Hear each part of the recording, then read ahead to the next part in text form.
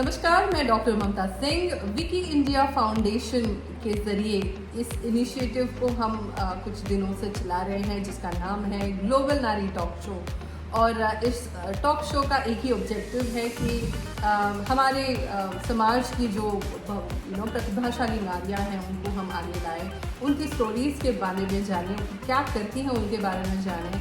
और सच में कुछ ऐसी स्टोरीज़ हमें मिल रही हैं जो कि हमें ऐसी सीख दी जाती है कि वो एक हमारे लिए लाइफ लेसन बन जाता है। तो ऐसी ही एक स्टोरी से हम जुड़ रहे हैं और हमारे साथ जुड़ी हैं दीपाली शाह जी। थैंक यू दीपाली जी हमसे जुड़ने के लिए। ग्लोबल नारी आपका स्वागत करते हैं।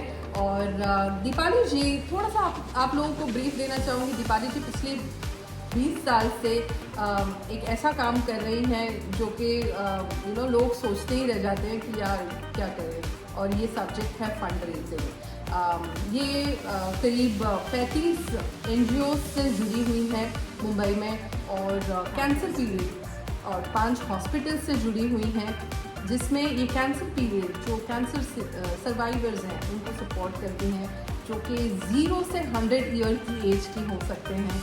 और बहुत ही बढ़िया काम कर रही हैं। चलिए आते हैं और उनसे सुनते हैं उनके जर्नी के बारे में कि ये फंड रेजिंग जो चीज़ है ये कैसे उन्होंने सीखा, या क्या ऐसी ट्रिक वो इस्तेमाल करती हैं जिससे यस लोगों को, सोसाइटी को बेनिफिट करे।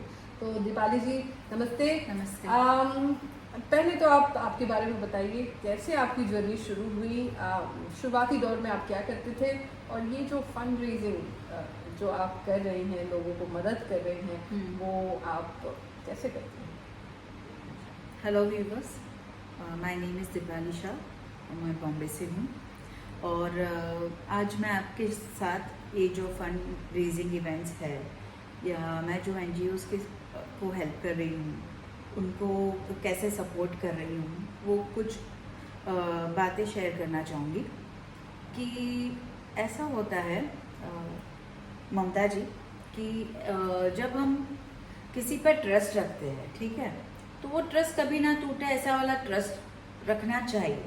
जैसे लोग मुझ पर ट्रस्ट कर करते हैं, पर वो कैसे करते, मैंने देखिए कुछ भी नया काम करने में पहले दिन तो किसी का ट्रस्ट नहीं मिलता है।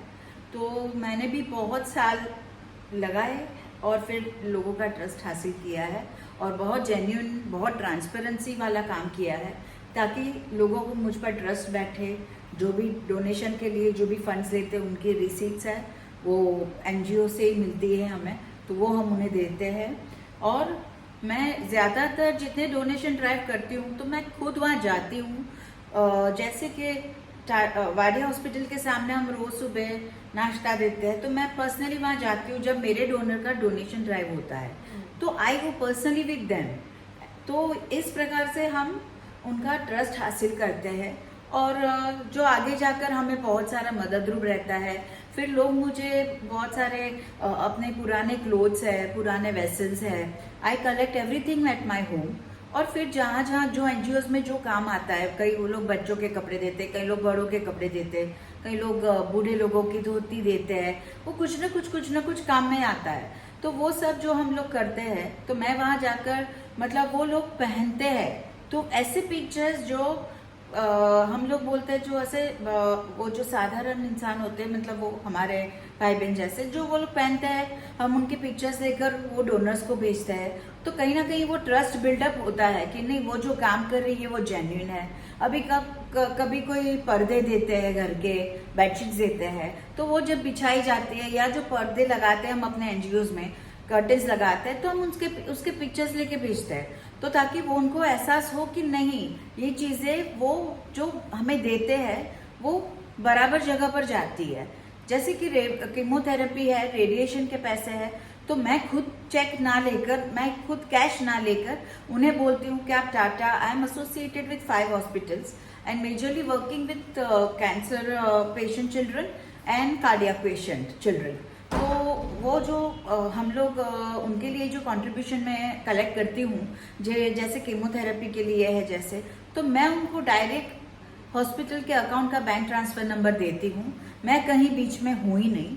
they just need to give the amount to bank, the hospital's account, or write down the name of the बच्चा in behind the check.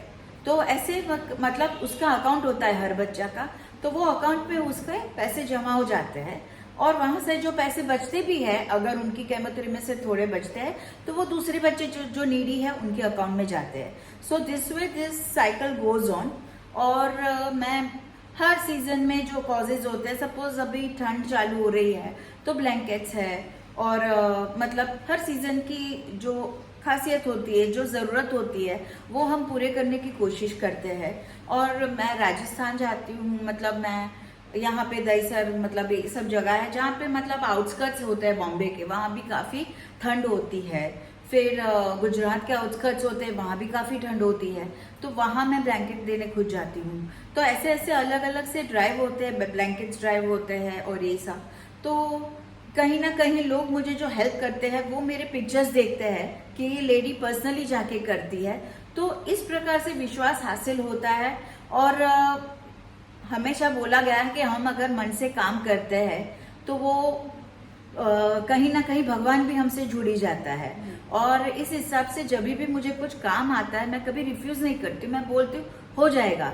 तो वो मेरे अपने में विश्वास नहीं है, वो मेरे गणपति बापा जो मैं बिलीव करती हूँ कि ये हमेशा मेरे साथ है, उस पर बिलीव है. तो हमें खुद पर भी ट्रस्ट रखना चाहिए, और हम जिस पर फेथ रखते हैं उसके अंदर पूरा ट्रस्ट रखो तो वो काम होता ही होता है. ये मेरा पर्सनल एक्सपीरियंस है. तो अगर आप भी कोई अगर काम करना चाहते हो, कभी जुड़ना चाहते हो मुझसे, आज जो मैंने संगीत के माध्यम से, मैं एक सिंगर भी हूँ, तो मैंने संगीत के माध्यम से एक ग्रुप खोला है जिसका नाम है तारे ज़मीन पर.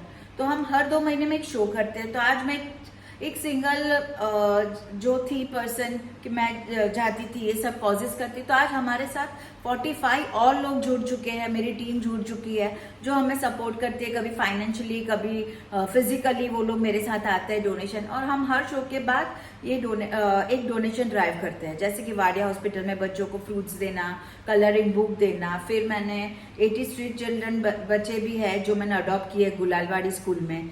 तो अब there are no more beggars from Gulalwadi to Mazgaon Dockyard. We have adopted them all. So we have just started the daycare school. So सुबह से शाम में वो हमारे पास रहते हैं, उसमें उनको दूध नाश्ता, नहलाना धुलाना. So it's a daycare school. और क्या है कि अभी उनकी बैगिंग बंद हो चुकी है, और वहाँ से 5 बच्चे पंचगिनी बोर्डिंग स्कूल में भी गए हैं. हमने उनको इंटरव्यू के लिए ट्रेन किया है, और some parents have taken their education, like they are financing their education, adopted their education, और वहाँ से ही उनको सब सपोर्ट मिल रहा है और वो लोग आगे बढ़ रहे हैं. तो मेरी यही तमन्ना है कि मैं कैसे हर एक एज के बच्चों को, बूढ़ों को, हमारे जैसी औरतों को, जैसे हम लोग जाते हैं ओल्ड एज होम में गाना गाने, तो वो लोग इतनी ब्लेसिंग देते हैं, और वो जो ब्लेसिंग होती है वो पैसों से कई बड़ी होती है, और वो मुझे बहुत खुशी देती है. वो मतलब अपना दुख भूल के पूरे दिन अकेले होते हैं, तो दे सी टू इट कि when we are going to sing for them, तो हम जाते हैं तब ऐसे फरमाइश करते हैं कि वो सलमान खान का सॉन्ग गाओ, ये अलका याग्निक का सॉन्ग गाओ, ये पिक्चर का सॉन्ग गाओ. तो बहुत मजा आता है उनके साथ ये सब शेयर करके.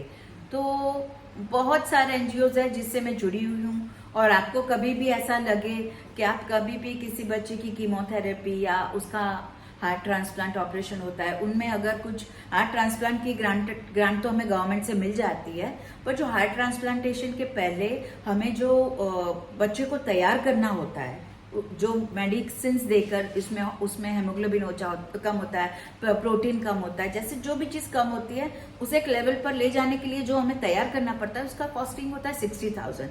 तो वो हमें गवर्नमेंट नहीं देती है, वो हमें इकट्ठा करना पड़ता है. तो आई वुड ऑलवेज सजेस्ट कि अगर आपके पास, मेरे पास बहुत सारे ड्राइव है, आप समझ सकते हो कि मैं 35 NGOs के साथ काम करती हूँ. मैं रे रोड पे भी एक NGO है, वहाँ पे बूढ़ी औरतें हुए जो रास्ते पे कचरा उठाते हैं, मैं उनके लिए साड़ी कलेक्ट करती हूँ, उनके लिए फूड कलेक्ट करती हूँ, मतलब उनका वो है. फिर रोटी बैंक से भी कनेक्टेड हूँ, हमारे वहाँ रोटी कनेक्ट करती हूँ हमारे एरिया से, और फिर वो मानखुर्द स्टेशन जाते हैं रोटी, और वो ब्लाइंड स्कूल है बच्चों की 3 वहाँ पे मानखुर्द में, वहाँ पे वो रोटी फाउंडेशन वाले उनको रोटियाँ देते हैं जो हम कलेक्ट करते हैं, और दाल चावल सब्जी वो लोग स्पॉन्सर करते हैं. तो ऐसे, और उनका मील होता है एवरी डे का. तो ऐसे बहुत सारे कॉजेज और भी है, टाइम बहुत कम है, ममता जी सॉरी आपका टाइम लिया, लेकिन टाइम बहुत कम है और बहुत सारा काम है। तो और मैं कई जगह पर जाके कैंसर अवेयरनेस के सेमिनार्स लेती हूँ, वुमेन्स को अवेयर करती हूँ कि सिर्फ ब्रेस्ट कैंसर नहीं है, सर्वाइकल कैंसर है, यूट्रस कैंसर है, ओवरियन कैंसर है। तो वो सिम्टम्स होते हैं, वो डायग्नोसिस कैसे करें, वो कैसे उनकी रिकवरी हो पाएगी, या कैसे वो प्रिकॉशन ले सकते हैं सेल्फ हाइजीन मेंटेन करके। तो ये सब मैं जाती हूँ और अवेयरनेस कैंप्स भी हम लोग करते हैं। तो इससे क्या है कि लोगों को जानकारी मिलती है और वो थोड़ा सा भी बच सकते हैं ऐसी भयानक बीमारी से। तो मैं लोगों से यही एडवाइस करती हूँ कि ज्यादा से ज्यादातर हम जैसी औरतें हैं जो हम लोगों का अच्छा करना सोच रहे हैं, जैसे माध्यम अलग अलग है, आपका माध्यम कुछ और है, मेरा माध्यम कुछ एनजीओज है, या मेरा संगीत है, या आप जो भी बोल दो। अब LIC में कैंसर पॉलिसी का प्लान है, तो मैं लोगों को बोलती हूँ कि आप वो कैंसर कवर प्लान लो। तो आज साल के 4,000 रुपया प्रीमियम में आपको 10 लाख का कवर मिलता है, क्योंकि कैंसर जब होता है तब मैं गवाह हूँ कि कैंसर कितनी बड़ी बीमारी है, क्योंकि मैं लोगों के लिए पैसे कलेक्ट करती हूँ, तो मुझे पता है कि कैंसर में कितने पैसे लग जाते हैं। सो मैं अपने हर माध्यम से लोगों को परिचय देना चाहती हूँ कि कैंसर की बीमारी है, या हार्ट ट्रांसप्लांट है, या आपको स्ट्रोक आता है, तो मतलब आपको ये सब करना जरूरी है। तो दीपाली जी, यस, इतनी सारी आपने इंफॉर्मेशन दे दी आपके लिए, और मुझे मौका ही नहीं दिया क्वेश्चन पूछने का। That was really nice, because आप आपके सब्जेक्ट में इतना निपुण है, आपका सब्जेक्ट आपको इतना प्रिय है कि आई डोंट थिंक कि आप किसी और went with the flow. No worries. मेरा कहना ये है कि आप आपके सब्जेक्ट में इतना निपुण हैं कि आप इतना अच्छा काम कर रही हैं। तो ऑफ कोर्स आप सुने ही हैं दीपाली जी को, और इतना बेहतरीन काम की इनको कुछ मतलब मायने नहीं रखता है कि सामने कौन बैठा है, बस इनको अपने काम से मतलब है। और यहाँ पिछले कई सालों से ये सोशल वर्क में जुड़ी हुई हैं। फंड रेजिंग इनका एक बहुत ही इम्पोर्टेंट सब्जेक्ट है, जो काफ़ी लोग इस सब्जेक्ट में महारती नहीं ले पाते हैं, और लोगों को मदद करनी है बट अल्टीमेटली कैसे करूं, वहाँ रुक जाते हैं और फिर आगे नहीं बढ़ पाते हैं। तो यस, थैंक यू दीपाली जी, बहुत मज़ा आया आपको सुन के। हालांकि ठीक है, नेवर माइंड कि मैं आपको क्वेश्चन पूछ रही हूँ या नहीं पूछ रही हूँ, पर जो आपने आपकी जर्नी बताई, आपने जो सीख दी, आपका जो काम है आप उसी काम में आगे बढ़ती रहें। और हमें आप लोगों से यही विनंती है कि अगर आप जुड़ना चाहते हैं दीपाली जी से, तो हमें प्लीज़ कमेंट करें, हमसे जुड़ने की कोशिश करें और हम आपको उन तक पहुंचाएंगे। So thank you so much.